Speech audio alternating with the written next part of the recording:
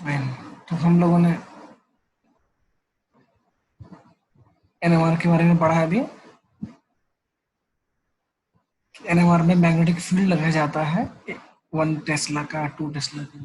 उसके हिसाब से इसकी लार्मर फ्रीक्वेंसी होती है या अप्लाइड फ्रीक्वेंसी या प्रिसीजन फ्रीक्वेंसी 42.6 कैलकुलेटेड की गई है मेगाहर्ट्ज के साथ।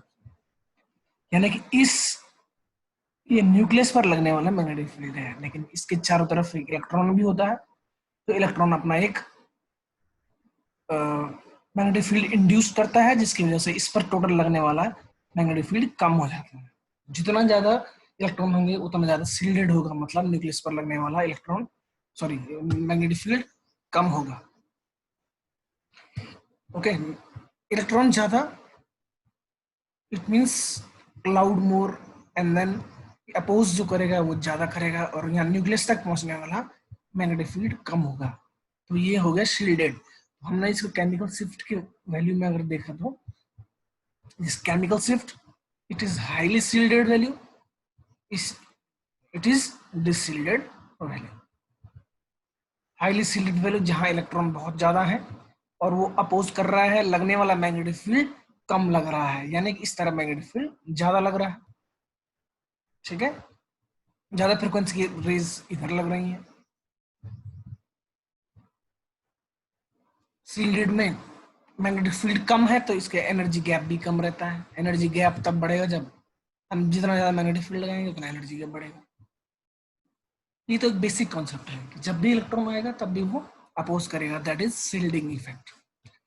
अब सम टाइम क्या हो जाता है, ये इलेक्ट्रॉन की वजह से इलेक्ट्रॉन होते हुए भी ये अपोज नहीं कर पाता है मैग्नेटिक फील्ड। इलेक्ट्रॉन का रोल क्या है, इलेक्ट्रॉन क्या कर देता है, इलेक्ट्रॉन मैग्नेटिक फील्ड जनरेट करता है जो कि लगने वाले मैग्नेटिक फील्ड को अपोज कर देता है। सम टाइम्स ये अपोज नहीं करता है, ये अलाइन हो जाता है। कब होता है, किस केस में होता है, जब उसके इलेक्ट्रॉन एक दूसरे मॉलिक्यूल के इलेक्ट्रॉन के साथ सर्कुलर में होंगे, यानी कि जब भी रेजोनेंस में होगा, चाहे यानी कि एरोमेटिक रिंग में क्या होता है, एरोमेटिक रिंग में ये इलेक्ट्रॉन क्लाउड है जो कि एक दूसरे के ऑर्बिटल में जंप कर रहे हैं, यानी कि रेजोनेंस में रिंग करंट है। इसमें रिंग करंट की वजह से थंब रूल के हिसाब से इस डायरेक्शन में अगर हम रोटेट करते हैं तो मैग्नेटिक फील्ड इस डायरेक्शन में लगता है। अब क्या हुआ, यहाँ पर जो इलेक्ट्रॉन ज्यादा थे उसकी वजह से तो ये अपोज कर रहा था, लेकिन एरोमेटिक में रिंग करंट खुद घूमने की वजह से इसमें क्या हो गया, एक मैग्नेटिक फील्ड जनरेट हो गया जो कि अब इस पर लगने वाला मैग्नेटिक फील्ड के सेम अलाइंड हो गया। मतलब इसमें अब ज्यादा मैग्नेटिक फील्ड लग रहा है न्यूक्लियस पर। तो अब ये डिसशील्डेड दिखाया है, इसको बोलते हैं magnetic anisotropic effect. Aromatic compounds में इलेक्ट्रॉन होने के बावजूद, इलेक्ट्रॉन वाला हमने शील्डेड रीजन में रखा था, इलेक्ट्रॉन के बावजूद ये हमेशा डिसशील्डेड रीजन, इसीलिए 7 से 10 10 ना बोल के 9.5 6.5 टू 9.5 या 9 6.5 टू 9 कर दो, इसको एरोमेटिक रीजन हम बोलते हैं। यानी कि एरोमेटिक कंपाउंड्स हमेशा 6 और 9 के बीच में आते हैं instead of shielded region. In spite of shielded region इसलिए होना चाहिए था उनको क्योंकि उसमें इलेक्ट्रॉन होते हैं, लेकिन उसमें एक सर्कुलर मोशन भी होता है जिसके थंब रूल के हिसाब से, जो उसके हिसाब से जब इलेक्ट्रॉन एक एडिशनल वेव में घूमने लग जाते हैं दूसरे मॉलिक्यूल के साथ, तो इलेक्ट्रॉन जन डायरेक्ट सी बात यह है कि अब ये इलेक्ट्रॉन होने से उसको अपोज नहीं कर रहा है, उसको अलाइन कर रहा है जैसा डिसशील्डेड में होता था। अब ये एज ए डिसशील्ड बिहेव कर रहा है, इसलिए एरोमेटिक कंपाउंड, कोई भी एरोमेटिक कंपाउंड हो तो वो 6.5 टू 9 के बीच में आता है। एक क्वेश्चन जीपेट में ये रखा एक बार पहले, ये टॉलिन है, इस CH3 और इन CH में क्या डिफरेंस है। ठीक है, ये CH एलिफेटिक है जो कि इस रीजन में आता है, ये है एरोमेटिक, ये हाइड्रोजन एरोमेटिक है, एरोमेटिक रिंग से डायरेक्ट अटैच्ड है। इसलिए इसमें मैग्नेटिक एनआइसोट्रोपिक की वजह से ये डिस्टिल्ड होंगे और ये इस रीजन में आएगा 6.7 to 8 9। इसको बोलते हैं एरोमेटिक रीजन। इसमें सारे एरोमेटिक कंपाउंड लाई करते हैं। अभी मैं आपको एक एग्जांपल दिखा देता हूँ, उसमें आप समझ जाएंगे कि क्या हो रहा है इसमें। ये एक स्पेक्ट्रा है, एक सेकंड, ये स्पेक्ट्रा है, देखो एलिफेटिक, ये है किसी एरोमेटिक कंपाउंड है, उसमें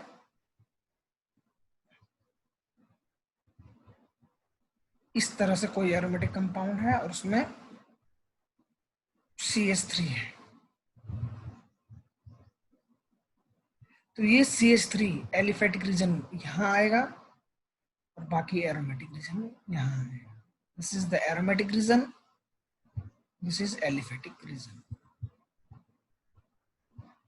अगर मैं इसमें क्लोरीन लगा दूं, क्लोरीन लगाऊं, तो ये धीरे धीरे थोड़ा नीचे खिसकता जाएगा, यहाँ पर आएगा, क्योंकि इलेक्ट्रॉन विड्रॉइंग इफेक्ट है, या डिस्टिलेट हो रहा है। धीरे धीरे दो लगाऊं, इधर आ जाएगा, धीरे धीरे आएगा। और एरोमेटिक बना दूं उसको, तो ये इस रीजन पर आ जाएगा, जो कि हमारा ये देख रहे हैं 6.9 से लेकर कितने तक है, इसको हम नीचे कर देते हैं 8.1 तक है ये कंपाउंड का एरोमेटिक। 9 तक होता है एरोमेटिक रीजन। ये होता है मैग्नेटिक एनिसोट्रोपिक की इफेक्ट की वजह से, जो हाइड्रोजन एटम है उसकी जो केमिकल शिफ्ट वैल्यू वो 6.5 से लेकर के 9 पॉइंट तक ppm तक आती है। इसको बोलते हैं हम एरोमेटिक रीजन, यानी एरोमेटिक कंपाउंड सारे। तो टॉलिन का, इसलिए इस टॉलिन को हम NMR में डालते हैं, तुरंत पता चल जाता है 3 यहाँ आ जाते हैं, बाकी सारे 5 के 5 प्रोटॉन यहाँ आते हैं एरोमेटिक रीजन में। तो that is due to the magnetic anisotropic. क्या होता है मैग्नेटिक एनिसोट्रोपिक? एक रिंग करंट जो रहता है उसमें एरोमेटिसिटी की वजह से वो क्या हो जाता है, वो अलाइन करने लग जाता है मैग्नेटिक फील्ड, जो हमने लगाया है उसको भी बढ़ाने लग जाएगा। पहले इलेक्ट्रॉन जब होते थे वो तो कम कर देता था, सील्ड कर देता था, लेकिन यहाँ पर सील्ड नहीं कर पा रहा, वो मैग्नेटिक एनिसोट्रोपिक इफेक्ट की वजह से वो एक लाइन कर दे रहा है, जिससे कंपाउंड डिसऑर्डर्ड हो रहा है। इसलिए एरोमेटिक कंपाउंड हमेशा 6.5 to 9 तक आते हैं, that is the aromatic region, यानी कि वो डिस्टिल्ड होते हैं, दैट इज मैग्नेटिक एनिसोट्रोपिक। और मैग्नेटिक एनिसोट्रोपिक इफेक्ट कौन दिखाता है? ये डबल बॉन्ड भी दिखाता है, इसमें भी रिंग करंट रहता है। इसमें रिंग करंट कैसे रहता है? इस तरह से, ये घूमता रहता है इस तरह से। इसलिए ये वाला प्रोटॉन पिछले साल जीपेट का क्वेश्चन था, एल्डिहाइड प्रोटॉन की पीक कितनी होती है? वो हमेशा 10 से ज्यादा, सबसे ज्यादा एल्डिहाइड, क्योंकि वो डायरेक्ट अटैच है इस मैग्नेटिक एनिसोट्रोपिक इफेक्ट वाले कार्बोनिल कंपाउंड से। ये पिछली बार का क्वेश्चन है, अगर आप क्वेश्चन पेपर उठाओगे उसमें पता चल जाएगा। तो एल्डिहाइड की सबसे ज्यादा पीक होती है, मैं बार बार बोलता हूँ, और कहीं ना किसी रूप में आ जाता है एल्डिहाइड के direct peak because of magnetic anisotropic. जहां पर इस इलेक्ट्रॉन की वजह से अपोज होना था, यहाँ पर इलेक्ट्रॉन ही नहीं, लेकिन ये क्या हो रहा है कि हम जो मैग्नेटिक फील्ड लगा रहे हैं इस करंट की वजह से, ये जो करंट घूम रहा है ये वाला, ये ऊपर को चला जाता है, अलाइन हो जाता है और ये डिसऑर्डर हो जाता है। इसलिए एल्डिहाइड की सबसे ज्यादा होती है, उसके बाद एरोमेटिक रीजन, उसके बाद एलिफेटिक रीजन। तो ये एक डिस्ट्रीब्यूशन होता है इसमें NMR में। ये एलिफेटिक रीजन 0 पर होता है TMS, और ये एरोमेटिक रीजन, और ये एल्डिहाइड रीजन। एल्डिहाइड का जो प्रोटॉन डायरेक्ट अटैच, ये वाला CH3 नहीं, ये फिर भी दूर रहे, ये मतलब ये इधर की तरफ रहेगा, सील्डेड की तरफ, लेकिन ये जो डायरेक्ट है एल्डिहाइड, ये यहाँ।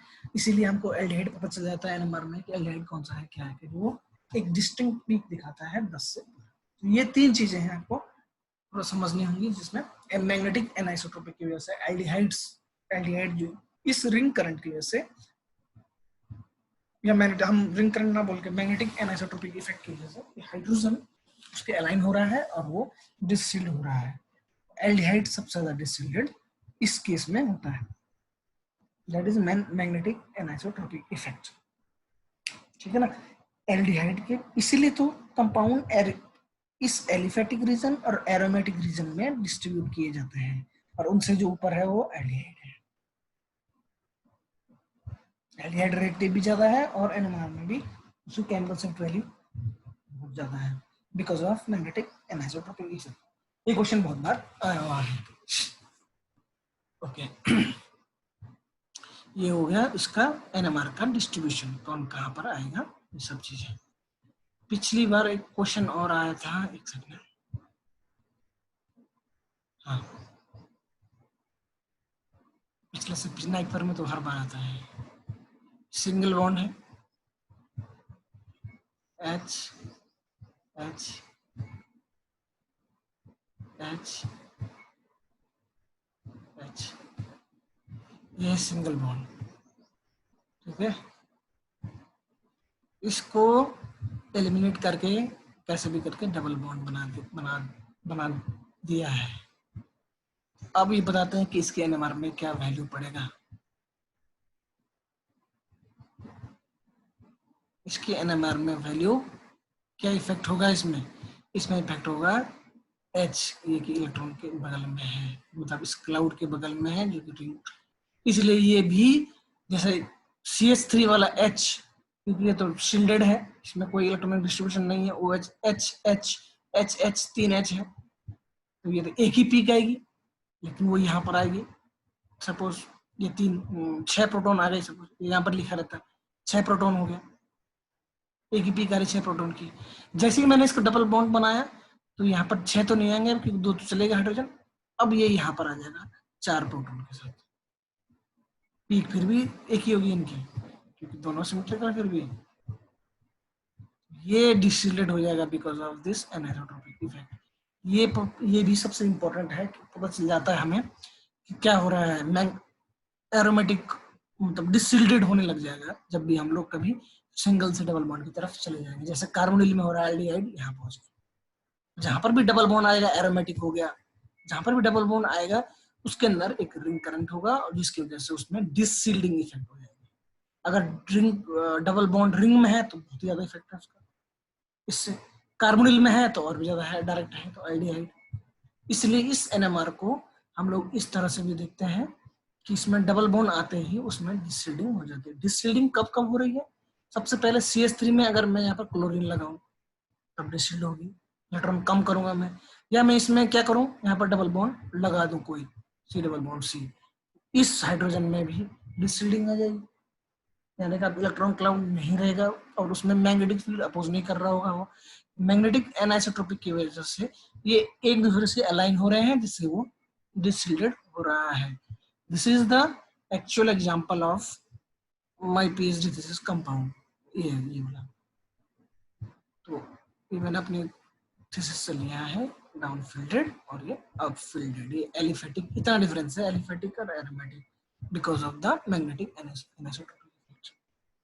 इससे हमें सब पता चल जाता है कौन सा कंपाउंड क्या है, कैसी स्प्लिटिंग है। ये स्प्लिटिंग देख रहे होंगे आप, अगर इसका जूम कराया जाए तो इसका स्प्लिटिंग है, ये डबलेट है, ये डबलेट है, ये ट्रिपलेट है, एक मल्टीप्लेट है। इससे पता चलता है हमारे नेबर में कितने कार्बन में कितने हाइड्रोजन है, N+1 रूल से, इसको स्प्लिटिंग ऑफ पीक बोलते हैं। स्प्लिटिंग अभी तक हमने, अगर हम चीजों को देखें, अभी तक हमने किस पर फोकस किया है, एक तो किस एनएमआर ग्राफ में हमने क्या देखा, पहले तो एनएमआर एक्टिव क्यों होता है, because of this I value. उसके बाद हमने केमिकल शिफ्ट वैल्यू के बारे में देखा, नंबर ऑफ पीक्स देखी, नंबर ऑफ पीक्स के लिए इन्वायरमेंट सेम होना चाहिए तभी जाके एक आती है, अगर अलग है तो वो डिफरेंट आ जाएंगे। नंबर ऑफ पीक हो गई, उसके बाद अरेंजमेंट ऑफ पीक, कौन सील्डेड है कौन डिसिल्डेड है, सील्डेड होगा तो वो अपफील्ड होगा और डिसिल्डेड होगा तो डाउनफील्ड होगा। ओके फिर तीसरी चीज हम देखें स्प्लिटिंग ऑफ पीक। स्प्लिटिंग मतलब किसकी वजह से हो रहा है, बगल वाले की वजह से। H, हर कोई स्प्लिट होता है अपने उसमें, तो बगल वाले की जैसे होता है, बगल वाले को देख के डिप्रेस हो रहा है, जो भी हो रहा है वो स्प्लिट हो रहा है अपने खेलने का मन कर रहा है उसका, दैट इज स्प्लिटिंग, फ्यूचर से स्प्लिट हो रहा। वही स्पीक में भी है कि अपने बगल वाले से स्प्लिट हो रहा है। बगल में n+1 रूल से n अगर हाइड्रोजन है तो n+1, यानी कि वो पीक ट्रिपलेट होगा या डबलेट होगा, इस तरह से उसकी अपनी एक वैल्यू होगी। ठीक है ना। तो इस तरह से हम लोगों ने यहां तक देखा है। उसके बाद हमने देखा कि डिससिलेटेड सबसे ज्यादा एरोमेटिक रीजन वाले हैं, उसमें इलेक्ट्रॉन कम नहीं है, जबकि हम डिससिलेटेड इलेक्ट्रॉन कम होते, लेकिन उसमें एक करंट है जिसकी वजह से ये मैग्नेटिक फील्ड के साथ अलाइन हो जाता है, इसलिए एरोमेटिक कंपाउंड हमेशा डाउन फील्ड आते हैं, यानी केमिकल शिफ्ट वैल्यू ज्यादा होती है। ठीक है। तीसरा, एल्डिहाइड सबसे ज्यादा केमिकल शिफ्ट वैल्यू। हमने फोकस किया है केमिकल शिफ्ट वैल्यू पर, किसकी ज्यादा है किसकी कम है। जिसकी कम है उसको हम सिलेट बोल रहे हैं, जिसकी ज्यादा है उसको डिस्टिलेट बोल रहे हैं, यानी डाउन फील्ड। यहाँ तक हम लोगों ने देखा है। किसी भी कंपाउंड का अगर मैं स्पेक्ट्रम लेने के लिए बोलूं, तो हम अगर टॉलिन की जहां पर बात कर रहे थे, टॉलिन का स्पेक्ट्रम हम हर बार कर रहे थे, ठीक है ना, इस तरह से हम कर रहे थे टॉलिन का। हम बोले थे एक पीक इसकी आएगी, दूसरी इसकी आएगी, तीसरी इसकी आएगी, चौथी इसकी आएगी, 4 पीक आएंगी। अब अरेंजमेंट ऑफ पीक हमें बताइए, तीनों एरोमेटिक है, तो तीनों 6.5-7 के आसपास आएंगी। 3 पीक 1 2 3 जो कि हाईली डिस्टिलेट है, और ये CH3 वाला एलिफेटिक रीजन में 1 या 2 के बीच है। ठीक है, जो कि सिंगलेट होगा क्योंकि इसके बगल में कोई प्रोटॉन नहीं है, और इसके बगल में एक ये है तो डबलेट। ठीक है, इसके बगल में डबल डबलेट यानी कि क्वार्टेट। इस तरह से आप देख के बता सकते हैं किसके बगल में क्या है। इसके बगल में H, एक H इसका है, एक इसका, 2, यानी कि 2+1 ट्रिपलेट, ये ट्रिपलेट आ जाएगा। पीक पीक का शेप भी इंपॉर्टेंट रोल प्ले करता है। पहले तो केमिकल शिफ्ट वैल्यू कितनी है, कम है ज्यादा है, उसके बाद कम या ज्यादा से हम अपने आप पता चल जाएगा अरेंजमेंट सिल्टेड है डिस्टिलेटेड है, या मैग्नेटिक एनाइसोट्रोपिक की वजह से है, एरोमेटिक रिंग है, कार्बन एल्डिहाइड है। 2020 जीपेट का क्वेश्चन था, 2019 नॉट 20, 2019 का।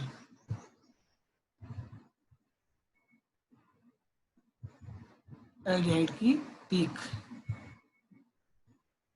तो ये 10 से ऊपर होती है क्योंकि मैग्नेटिक एनाइसोट्रोपिक। तो केमिकल शिफ्ट वैल्यू हमें पता होगी, पार्ट पर मिलियन से कैसे कैलकुलेट की जाती है वो पता है हमको, कितनी पीके आनी चाहिए वो भी हमें पता चलेगा, प्रैक्टिस कर करके हम लोग देखेंगे। अभी हमको पता है यहाँ पर सिंगलेट आ रही है क्योंकि इसके बगल में कुछ नहीं है, प्रोटॉन नहीं है, इसका मतलब ये ऐसी जगह से जुड़ा हुआ है जहां पर प्रोटॉन नहीं है। और ये सब पता है कि एलिफेटिक रीजन का है और ये एरोमेटिक रीजन का। इस तरह से हमें एक सॉलिड इंफॉर्मेशन हाइड्रोजन के बारे में मिल जाती है। अब सबसे इम्पोर्टेंट तो हो गया, मैक्सिमम चीजें इसी के बेस पर होती है एनएमआर पे, न्यूक्लियर मैग्नेटिक रेजोनेंस। सिर्फ बात है कि हम प्रैक्टिस कितना करते हैं, दैट इज इम्पोर्टेंट। एक और चीज बताने रही थी आपको, हम एनएमआर से क्या क्या कर सकते हैं। सबसे पहले हम एनएमआर से नंबर ऑफ हाइड्रोजन कर सकते हैं, कैलकुलेट कर सकते हैं। जैसे हमने इसे स्पेक्ट्रम में देखा था, एक जगह 3 लिखा था और यहाँ पर 2 2 लिखते हैं। इसी में देख के देखते हैं क्या क्या हम कर सकते हैं। ठीक है ना।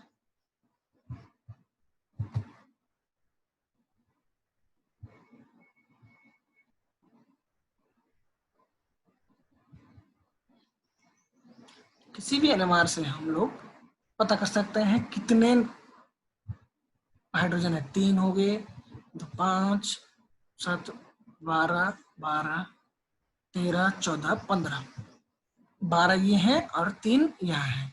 इसका मतलब एक ऐसा कंपाउंड है जिसमें 12 प्रोटॉन एरोमेटिक हैं और 3 एलिफेटिक है। 12 प्रोटॉन एरोमेटिक, ठीक है, 12। इसका मतलब वो एक रिंग तो नहीं होगी, फ्यूज्ड है कहीं। ठीक है, वो छोड़ो। पहली बात तो चले हमको नंबर ऑफ हाइड्रोजन।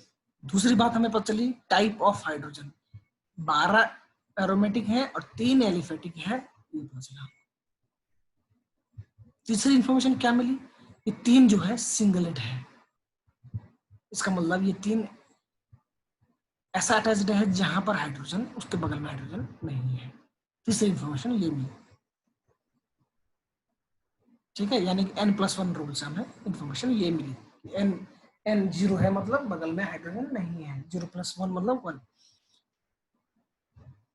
ठीक है। इस तरह से हमें ये इंफॉर्मेशन मिली। अब हमें एक इंफॉर्मेशन और मिलती है इससे, सबसे क्रूशियल, जिसको हम बोलते हैं जनरली बहुत ही क्रूशियल। सिस और ट्रांस पता करने का सबसे बड़ा मेथड है ये, बाकी बहुत मुश्किल होता है। कार्पलस क्वेश्चन से निकला है, उसको नोबेल प्राइज मिला हुआ है। ये हो गया ट्रांस। बहुत लोग भाई में पूछते हैं सिस और ट्रांस कैसे पता चलोगे, दो पाउडर है आपके पास सिस और ट्रांस का, कैसे पता करोगे सिस है ट्रांस। इसके लिए तो एक्सरे चाहिए होता, या तो हम एनएमआर से वैल्यू से कैलकुलेट कर सकते हैं। एक्सरे बहुत कॉस्टली होता है। ये हो गया सिस, ये हो गया trans. They are both geometrical isomers, cis और ट्रांस। कैसे कैलकुलेट किया जाता है, ये ऑब्वियस सी बात है, इसकी वजह से स्प्लिटिंग होगी क्योंकि ये बगल में है। तो इसकी पीक में को हम कैलकुलेट करेंगे, पीक के स्प्लिटिंग को कैलकुलेट करेंगे और उस वैल्यू को बोलते हैं जे वैल्यू। जे वैल्यू कैसे कैलकुलेट करेंगे हम लोग, इन स्प्लिटिंग हुई ये दोनों पीक, सपोज मुझे सिस और ट्रांस का निकालना है, ठीक है। इसकी वजह से ये स्प्लिट हुआ, इसकी वजह से ये हुआ, तो एक की पीक आ गई, ये दो स्प्लिट हुई। तो ये जो वैल्यू है केमिकल शिफ्ट और ये वैल्यू है, इसको मैं माइनस कर दूंगा इनटू उसके मैग्नेटिक फील्ड के, जितना हम कौन सा इंस्ट्रूमेंट ले रहे हैं, 100 मेगाहर्ट्ज का ले रहे हैं, 200 इंटू 200। अगर वो 10 से ऊपर आती है जी वैल्यू, तो वो हो गया ट्रांस। इन दोनों के बीच अगर रिलेशन 10 से ऊपर आ गया तो ट्रांस, 10 से कम आ गया तो सिस। ये है यूनिवर्सल मेथड है सिस और ट्रांस पता करने का, इसके अलावा पॉसिबल नहीं है। बहुत बार वाइवा में पूछा जी वैल्यू, जी वैल्यू मतलब उनके बीच की केमिकल शिफ्ट वैल्यू, एक पीक की, ये एक पीक है, इसमें देखो ना, ये वाला देखो,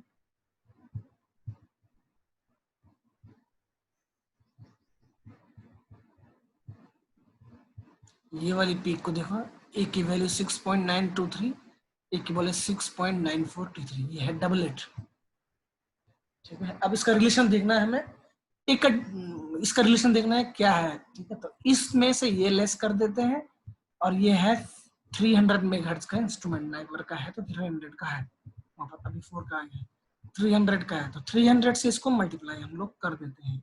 अगर ये वैल्यू करके देखो, अगर 10 से ऊपर आ गई तो इसका मतलब उस मोटर रिलेशन ट्रांस रहा होगा, और जी वैल्यू अगर 10 से कम होगी, यानी कि वो सिंगल डिजिट में होगी, तो वो सिस होगा। तो ये एक बहुत इंपॉर्टेंट मैसेज था यहाँ से जे वैल्यू का। तो प्रोटॉन एनएमआर से जितनी भी हम इंफॉर्मेशन मिल सकती है हमने ले ली है, जितनी भी टाइप ऑफ प्रोटॉन, कितना अरेंजमेंट, ये है प्रोटॉन एनएमआर का खेल पूरा। इसमें हम क्या कर सकते हैं, इसके बाद आता है 2D एनएमआर, जो हमारे सिलेबस में नहीं होता, लेकिन इसके बाद अगर पता नहीं चलता है तो हम 2D एनएमआर की तरफ जाते हैं, HSQC, HNBC, COSY, NOESY, DEPT 135। तो जो एक्सपर्ट होता है उनको आता है समझ में। तो हमारे पास सिलेबस में प्रोटॉन एनएमआर है, तो हमें ज़्यादा इसमें देखने की कोई जरूरत नहीं है। तो हमें जितनी इंफॉर्मेशन एक पीक से मिल सकती है हमने ली, हमने उसकी वैल्यू से बात करी, हमने वैल्यू, यहाँ पर हम इसकी इंटेंसिटी की बात नहीं कर रहे, क्योंकि इंटेंसिटी के नाम पर तो ये आता रखा 3 नंबर ऑफ प्रोटॉन, ठीक है ना। शेप ऑफ पीक की बात कर रहे हैं, स्प्लिटिंग, वैल्यू ऑफ कर रहे हैं केमिकल शिफ्ट, तो केमिकल शिफ्ट पीपीएम में ली गई है, और जी वैल्यू हम पीपीएम को माइनस करके एक वैल्यू निकल रहा है, उसको मेगाहर्ट्ज से कैलकुलेट कर रहे हैं, इसका मतलब वो मेगाहर्ट्ज में ही निकलेगी। तो वो अगर 10 से ऊपर है वो ट्रांस हो जाएगा, और 10 से कम सिस हो जाएगा, जे वैल्यू जिसको हम लोग बोलते हैं। ये भी क्वेश्चन आया हुआ है कई बार। तो ये कंप्लीट इंफॉर्मेशन है प्रोटॉन। और दूसरी चीज, जब भी हमने एनएमआर सॉरी हमने आईआर लिया, सॉलिड लिया, लिक्विड लिया, सेमी सॉलिड लिया, गैस लिया, आईआर में, यूवी में हमने लिक्विड लिया, लेकिन लिक्विड वो लिया जो यूवी के साथ इंटरफेयर ना करे। जैसे जैसे हमने पोलर सॉल्वेंट नहीं लिया N to pi star transition में या पाई टू पाई, क्योंकि उसमें चेंजेस आ रहे थे। N टू पाई स्टार में ये वो क्या कर रहा था, एनर्जी गैप को बढ़ा रहा था और लैम्डा मैक्स कम कर दे रहा था, यानी कि एक्सोक्रोमिक शिफ्ट कर दे रहा था। इसी तरह एनएमआर में भी वो सॉल्वेंट लिया जाता है जिसमें हाइड्रोजन ना हो, नहीं तो वो अपनी पीक ना दे दे सीधा। इसलिए वहां पर CdCl3, डी मतलब ड्यूटेरियम, CdCl3 हाइड्रोजन को रिप्लेस करके क्लोरोफॉर्म से डी बना दिया, D2O H2O, H की जगह D2O हो गया, MEOD हो गया।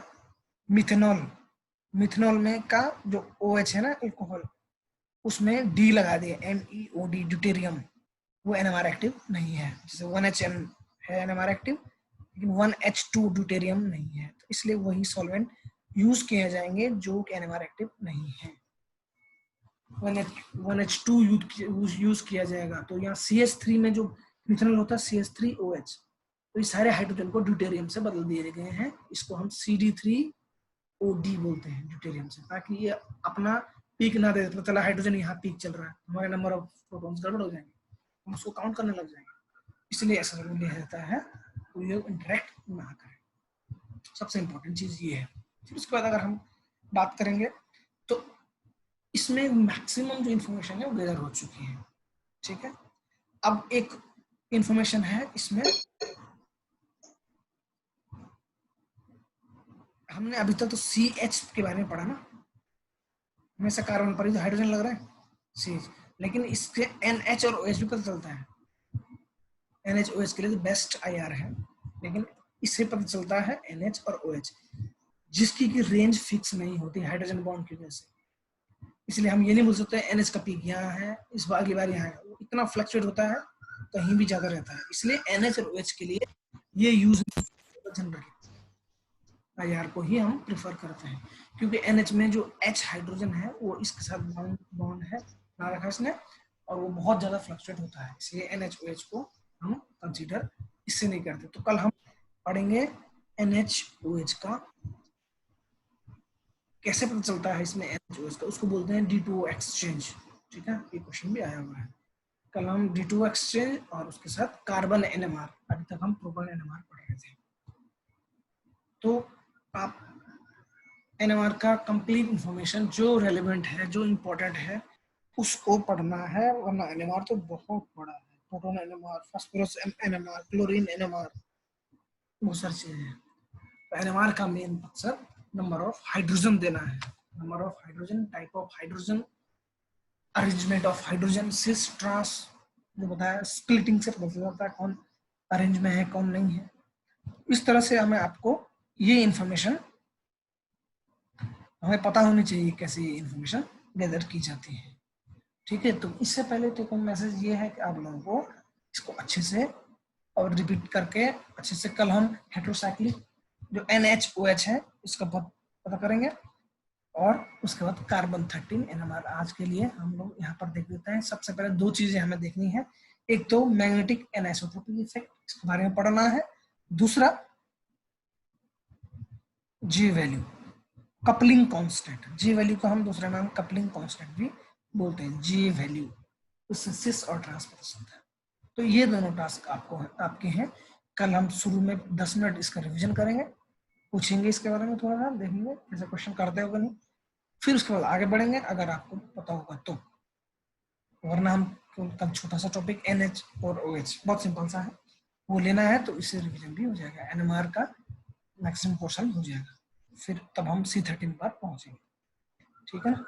तो अभी के लिए आप दो चीजों पर ध्यान दे दो, मैग्नेटिक एनिसोट्रोपिक इफेक्ट की वजह से एल्डिहाइड और एरोमेटिक हाईली डिस्टिल्ड क्यों होते हैं, और दूसरा जो कि ये जे वैल्यू का, कपलिंग कांस्टेंट वैल्यू का यूनिट तो मेगाहर्ट्ज हो गई, यूनिट भी जरूर आती है हर चीज की, ठीक है। तो यूनिट मेगाहर्ट्ज हो गई, तो ये क्यों चेंज हो रहा है। आपके पास अगर YR शर्मा बुक है या पाविया बुक है ऑनलाइन ऑफलाइन, तो आपको कुछ पढ़ने की जरूरत नहीं है। वैसे आपको, मुझे लगता नहीं बुक पढ़ने की जरूरत है, बुक तुम्हारे YR शर्मा से ज्यादा तो मैंने बताया इसमें, ठीक है ना। तो आप जैसे लगे मैं दे दूंगा आपको, अभी NMR पूरा होने के बाद, मुझे जो भी मेरे पास है बट आप लोगों को अगर क्लास भी ढंग से पढ़ रहे हैं तो आपका एनएमआर एनालिसिस और केमिस्ट्री पार्ट हम बार बार रिपीट करेंगे पूरा खत्म होने के बाद। फिर से छोटी छोटी चीजें छूट गई हैं वो सारी चीजें, लेकिन ये चीज मिस नहीं होनी चाहिए, लाइफ लॉन्ग रहना चाहिए ये चीज। ठीक है, तो दोनों चीजों को आप एक बार देख लो, फिर कल मिलते हैं।